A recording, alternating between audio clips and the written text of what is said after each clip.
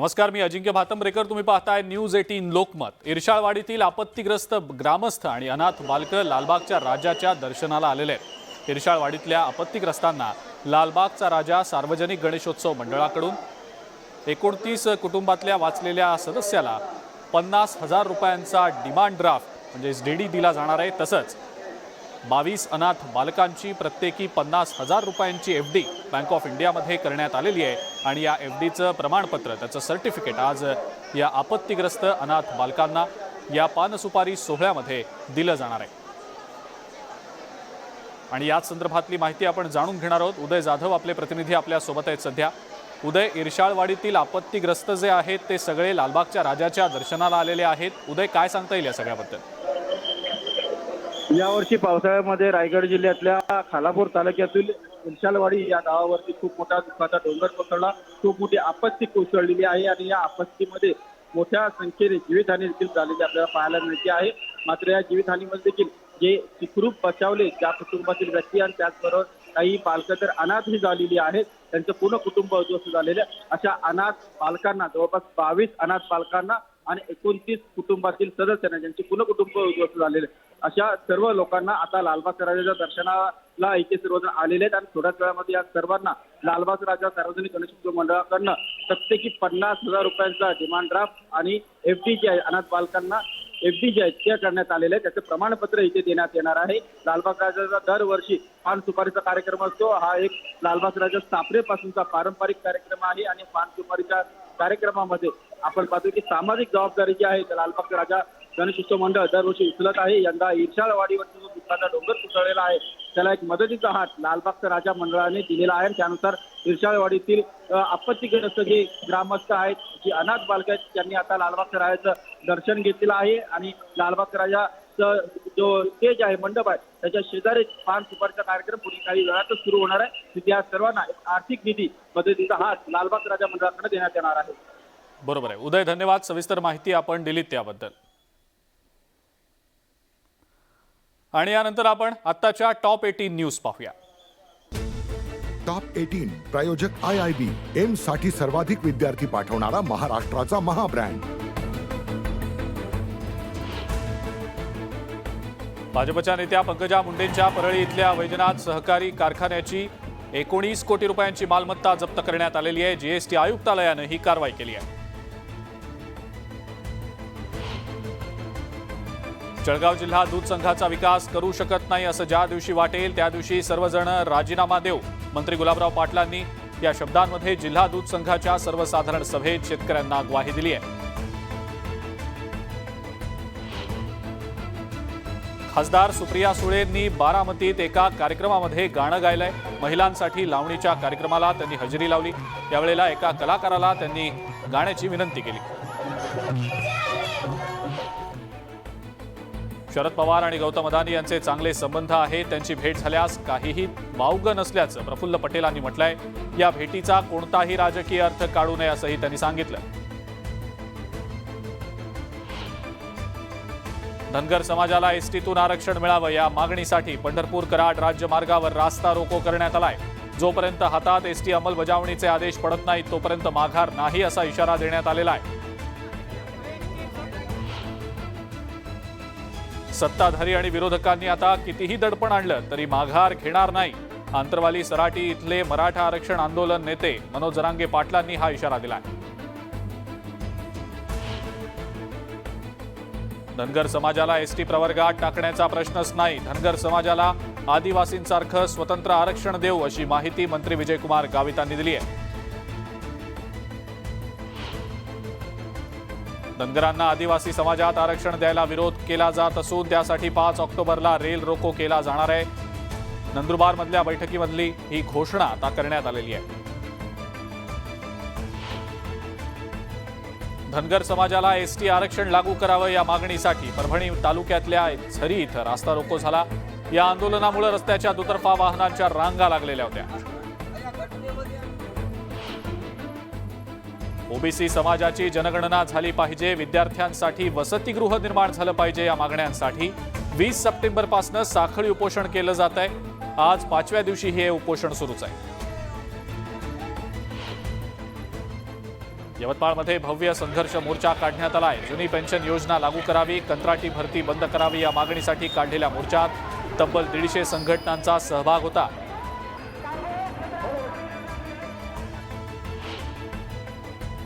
चोरीच्या शेळ्या घेऊन जाणाऱ्या चोरट्यांना ग्रामस्थांनी हटकतात चोरट्यांनी कार पेटवून दिली आहे। जालन्यातल्या निमगाव शिवारातली ही धक्कादायक घटना आहे। नांदेडच्या नायगाव तालुक्यातल्या कोठाळा शिवारात विहिरीत पडलेल्या कोल्ह्याला जीवदान देण्यात आलेलं आहे। ग्रामस्थांच्या मदतीनं वन विभागानं कोल्ह्याला सुखरूप विहिरीबाहेर काढलाय। धुळ्यातले कापूस उत्पादक शेतकरी अस्मानी संकटात सापडले। एकीकडे जिल्ह्यात कमी पावसामुळे पिकं संकटात असतानाच आता कापसावर दुसऱ्यांदा लाल्या रोगाची लागण झालेली आहे। पुण्यातल्या नीरा देवघर धरणाच्या पाण्यात गणपती विसर्जनासाठी गेलेल्या नागरिकांवर मधमाशांनी हल्ला केलाय। लहान मुलांसह महिला आणि पुरुष अशा एकूण 100हून अधिक जणांना मधमाशांनी चावा घेतलाय। मुंबईच्या गिरगावातल्या 12व्या खेतवाडी इथं गेल्या 65 वर्षांपासून गणराजाचा विशाल दरबार सजवला जातोय। यंदा या मंडळानं रॉकी और रानी की प्रेम कहाणी या चित्रपटाचा सेट उभारलाय। भाईंदरच्या नवघर रस्त्यावरच्या नवयुवक मित्र मंडळानं यंदा सुकलेल्या फुलांपासून बाप्पाची मूर्ती तयार केली आहे। 23 फुटांच्या या मूर्तीचं वजन 180 किलो असून केवळ 10 ते 15 मिनिटात ही मूर्ती पाण्यात विरघळू शकणार आहे।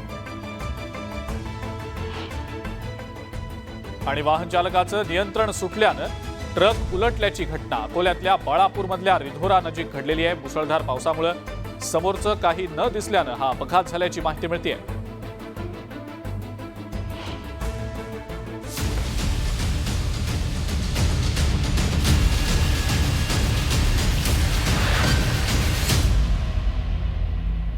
आणि महत्त्वाच्या घडामोडींना विशेषमध्ये आपण सुरुवात करण्याआधी पाहूयात हेडलाईन्स। हेडलाइंस प्रायोजक राजयोग पेंट्स, खुशियां आपकी, रंग हमारे।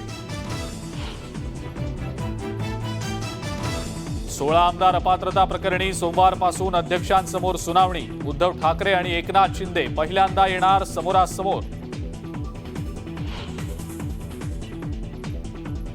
अर्थ खातं टिकेल की नाही सांगता येत नाही। अजित पवारांच्या वक्तव्यानं राजकीय वर्तुळात चर्चांना उधाण। अमित शहांच्या मुंबई दौऱ्यात अजित पवारांच्या अनुपस्थितीवरनं विरोधकांची टीका, तर गैरहजेरीबाबत आधीच कळवलेलं होतं अजितदादांचं स्पष्टीकरण। बारामती लोकसभेसाठी सुप्रिया सुळे विरुद्ध पार्थ पवार यांच्यामध्ये सामना रंगण्याची शक्यता। भाजप आमदार राम शिंदेंच्या वक्तव्यानं चर्चांना उधाण।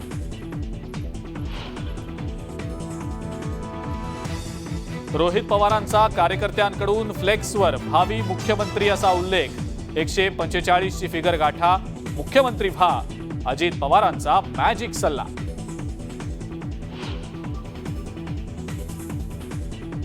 गढूळ राजकीय परिस्थितीवर कवींनी बोलायला हवं। राजकीय परिस्थितीवर भाष्य करणारे साहित्यिक हवेत, राज ठाकरेंचं कवी आणि साहित्यिकांना आवाहन। आणि कोकणातनं मुंबईकडे परतणाऱ्या चाकरमान्यांचा परतीचा प्रवासही खडतरच।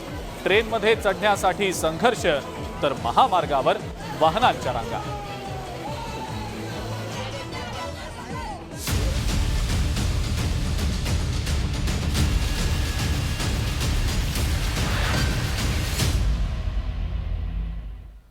संपूर्ण राज्याचंच नव्हे तर देशाचं लक्ष लागून राहिलेल्या 16 आमदार अपात्रता प्रकरणावर आता सोमवारी सुनावणी होतीये। या सुनावणीसाठी शिवसेनेच्या दोन्ही गटांना नोटीस बजावण्यात आलेली आहे। तसंच हजर राहण्यासाठी उद्धव ठाकरे आणि एकनाथ शिंदेंना वैयक्तिक नोटीस सुद्धा पाठवली गेली आहे। पाहुयात याच संदर्भातला हा स्पेशल रिपोर्ट।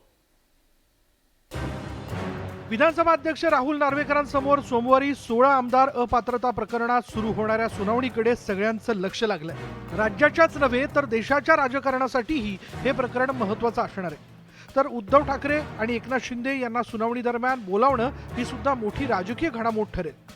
राज्यात मागील वर्षी झालेल्या सत्तांतरानंतर सुप्रीम कोर्टात 4 प्रमुख याचिका दाखल करण्यात आल्या होत्या। त्यातली 16 आमदारांना निलंबित करण्याची याचिका सर्वात महत्त्वाची होती। हे प्रकरण विधानसभा अध्यक्षांकडे सोपवण्यात आलं होतं. राज्यातील सत्ता संघर्षाच्या सुप्रीम कोर्टातील सुनावणीचं लाईव्ह प्रक्षेपण करण्यात आलं होतं. त्याच पद्धतीनं विधानसभा अध्यक्षांनी आमदार अपात्रतेची सुनावणी घेण्याची मागणी विजय वडेट्टीवार यांनी केली होती. तर 16 आमदारांच्या अपात्रता प्रकरणात आक्रमक वक्तव्य केली जातात, याकडे सत्ताधाऱ्यांनी लक्ष वेधलं.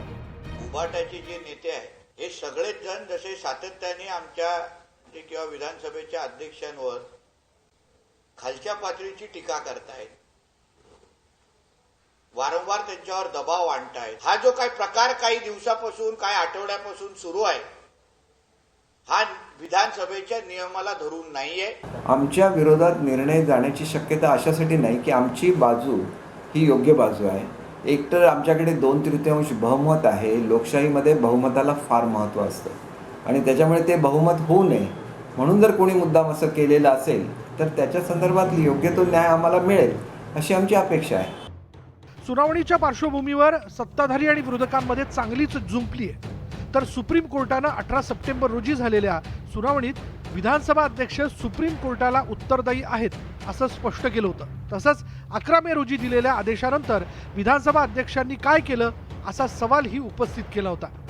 या पार्श्वभूमीवर सोमवारपासून सुरू होणारी सुनावणी राजकारणाची दिशा बदलवणारी ठरू शकते. Bureau report, news 18 Lokmat. आणि पुढची एक महत्त्वाची बातमी बघूया. विधानसभा अध्यक्षांसमोर उद्या दुपारी 3 वाजता शिवसेना अपात्र आमदार प्रकरणामध्ये दुसरी सुनावणी पार पडणार आहे.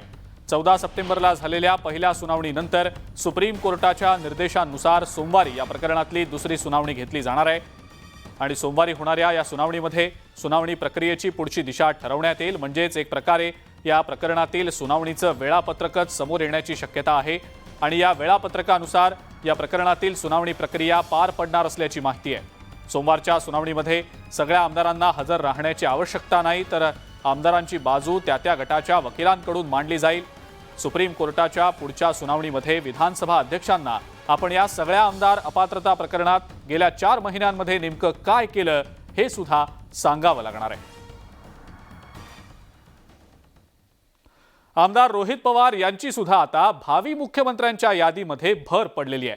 तर उपमुख्यमंत्री अजित पवारांनी मुख्यमंत्रीपद मिळवण्यासाठी काय काय करावं लागेल याचा सल्लाच दिलाय. अजित पवारांनी नेमका हा सल्ला दिलाय तरी काय, पाहूयात स्पेशल रिपोर्ट.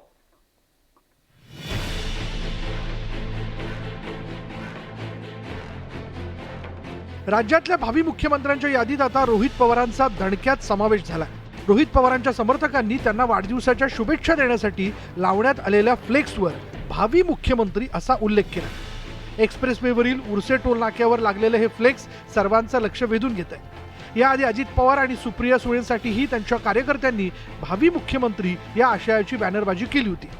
पोस्टरवर का ऑब्जेक्शन घेतात आणि पोस्टर आपल्या डेमोक्रेटिक सेटअपमध्ये भारतामध्ये कोणी कोणालाही कुठल्याही पदावर बसवू शकतो. त्याला काही ऑब्जेक्शन घेण्यासाठी तुम्हालाही अधिकार नाही, मलाही अधिकार नाही. आणि त्यांचे समर्थक आहेत त्यांनी लावला असेल ना, असे सगळ्यांचेच फ्लेक्स लागतात आणि आपण कार्यकर्ता त्या नेत्याला कुठं पाहतोय याचं ते प्रतिबिंब आहे. भावी मुख्यमंत्र्यांचे फ्लेक्स लागल्यानंतर पुतण्या रोहित पवार याला काका अजित पवार याला काय शुभेच्छा देणार याकडे सगळ्यांचं लक्ष लागलं होतं. काका अजित पवारांनी शुभेच्छा दिल्या नाहीत, मात्र मुख्यमंत्रीपद मिळवण्याचं मॅजिक पुतण्या रोहित पवार यांना सांगितलं. आता कोण आता शिल्लकच राहणार नाही, सगळेच आपापले बोर्ड लावतील. बोर्ड लावणार मी मागच सांगितलं, माझेच बोर्ड लावत असताना असे बोर्ड लावून काही होत नाही.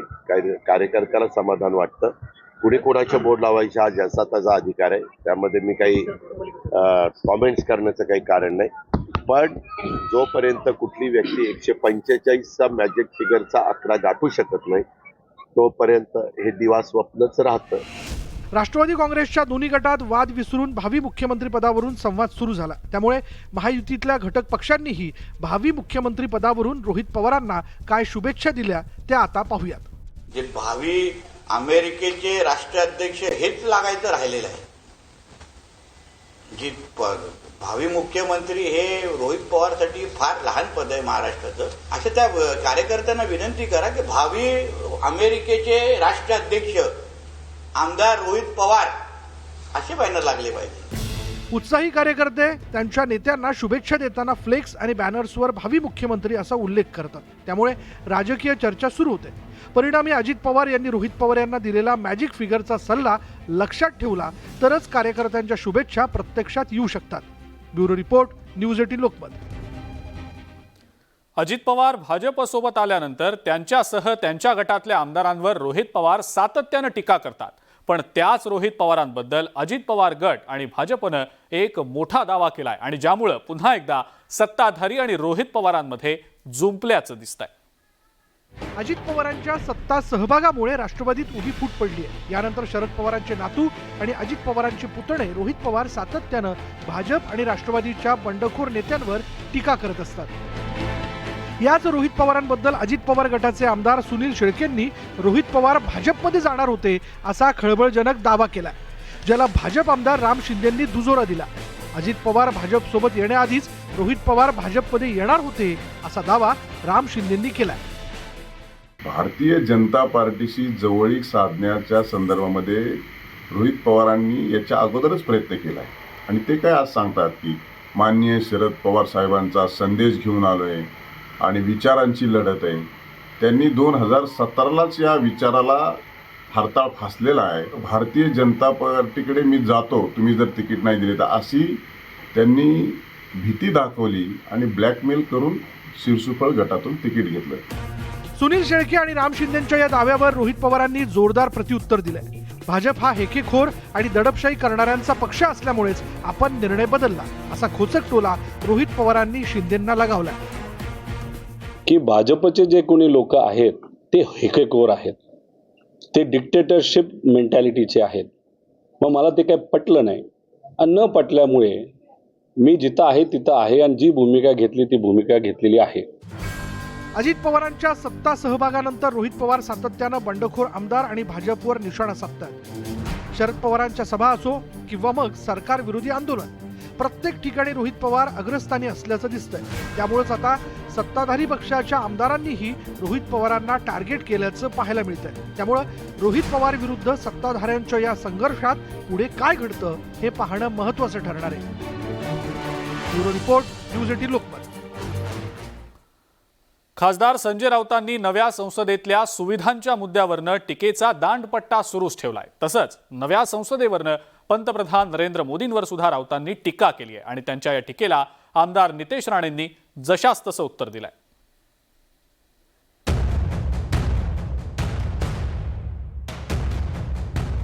सेंट्रल विस्टा प्रकल्पातील नवी संसद जगभरात चर्चेचा विषय ठरली आहे. विशेष अधिवेशनात सगळ्याच खासदारांनी नव्या संसदेत प्रवेश केला होता. लोकशाही प्रधान देश असलेल्या भारतासाठी संसद म्हणजे लोकशाहीचं मंदिर आहे. मात्र नवी संसद मल्टिप्लेक्स सारखी वाटत असल्याचा टोला संजय राऊतांनी लगावलाय. जुनी संसद ऐतिहासिक वाटते, मात्र नव्या संसदेवर पैसे खर्च करूनही खासदारांसाठी कुठलीही सुविधा नाही अशी टीका संजय राऊतांनी केली आहे. नव्या संसदेत सेंट्रल हॉल नाही, चांगली लायब्ररी नाही, असं असताना ही संसद कुणाच्या सोयीसाठी केली आहे असा सवाल राऊतांनी उपस्थित केलाय. ठीक आहे, मला संसद भवन अजिबात वाटलं नाही. जे आम्ही अनेक वर्ष, किमान 20 वर्ष मी दिल्ली संसदेत जातोय, आमच्या आतमध्ये गेलो आहे, ते वाटतंय की मी एका ऐतिहासिक इमारतीमध्ये आलोय आणि त्या संसदेत चालताना मला असं वाटतं की माझ्याबरोबर या देशाचा इतिहास चालतोय.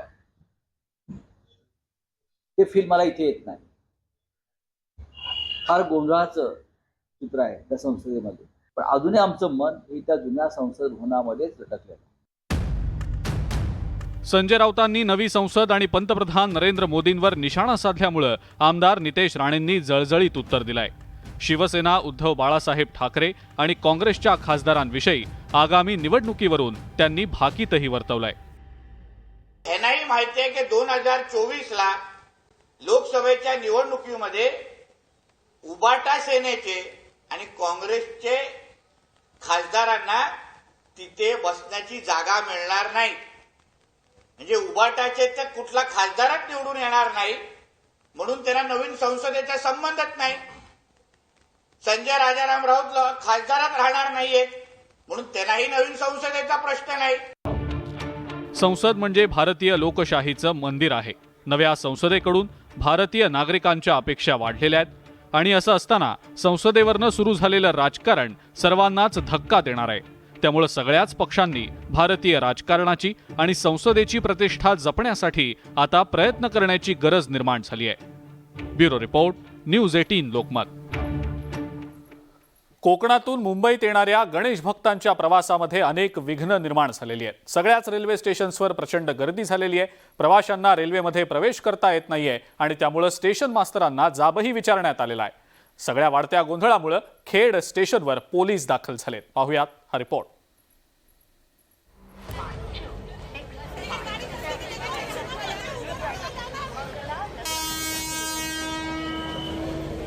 कोकणातल्या सगळ्याच रेल्वे स्टेशन्सवर प्रचंड गर्दी उसळली आहे. 5 दिवसांचा गणपती आणि गौरी विसर्जनानंतर गणेश भक्त परतीच्या प्रवासाला निघालेत.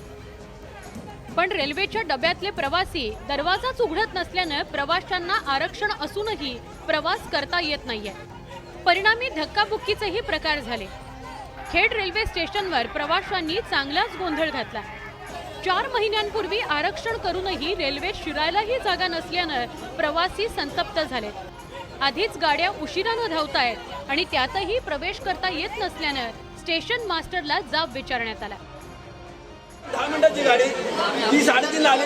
इथं 2 मिनिटामध्ये गाडी जाणून आम्हाला रिझर्वेशन जे आहेत त्यांना आतमध्ये म्हणजे अनरिझर्व सर आतमध्ये कुटुंब कसं जाणार? किती महिन्यापूर्वी कसं जाणार? किती महिन्यापूर्वी? 4 महिन्यापूर्वी असणार आहे. खेड स्थानकामध्ये प्लॅटफॉर्मवरील प्रवाशांना एक्सप्रेसमध्ये शिरता आलं नाही. त्यामुळे रेल्वेमधील आणि प्लॅटफॉर्ममधील प्रवाशांमध्ये धक्काबुक्की झाली. यावेळी संतप्त प्रवाशांनी मंगला एक्सप्रेस रोखण्याचा प्रयत्न केला. प्रवाशांनी आक्रमक भूमिका घेतल्यानं खेड रेल्वे स्टेशनवर पोलिसांचा बंदोबस्त वाढवण्यात आला. मुंबईच्या दिशेनं जाणाऱ्या एक्सप्रेस तसंच गणपती स्पेशल गाड्यांचे दरवाजे आतील प्रवासी उघडतच नव्हते. त्यामुळे प्लॅटफॉर्मवरील प्रवाशांना बसवण्याकरता पोलीस मदत करतायत. गणेश भक्तांना त्रास सहन करावा लागत असल्यानं मनसेनं संताप व्यक्त केलाय. तर गणेश भक्तांचा परतीचा प्रवास सुकर व्हावा याकरता प्रयत्न सुरू असल्याचं नितेश राणेंनी स्पष्ट केलं. आदरणीय केंद्रीय मंत्री राणे साहेबांना रेल्वे मंत्र्यांशी बोलायला सांगितलेलं आहे. त्यांना काही माहिती पुरवलेली आहे.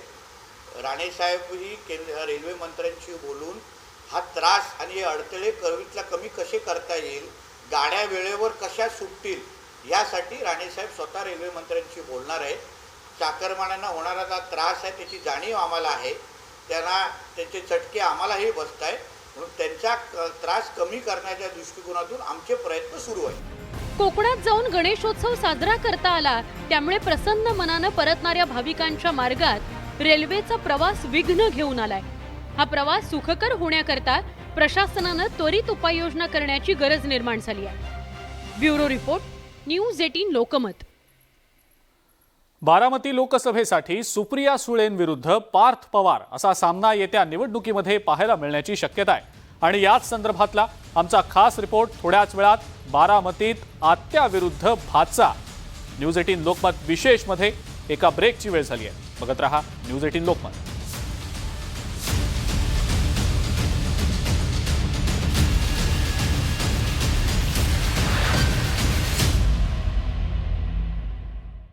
तुझी आई केवळ तुझी आई नाही, तुझा बाप आहे. ती माझ्यासाठी सगळं काही. आत्ता तुझ्या डोळ्यातलं पाणी पाहून असं वाटतंय की तुझा संघर्ष हा जन्मापासूनचा आहे. कुठलंच प्रेम नाही किंवा काय नाही. वडील जर व्यवस्थित असते, माझ्या जागेवर कुठलीही मुलगी असू ती इथपर्यंत आलीच नसते. आजवर न पाहिलेली आणि न ऐकलेली गौतमी पाटील पहा फक्त न्यूज 18 लोकमतवर रात्री 9 वाजता.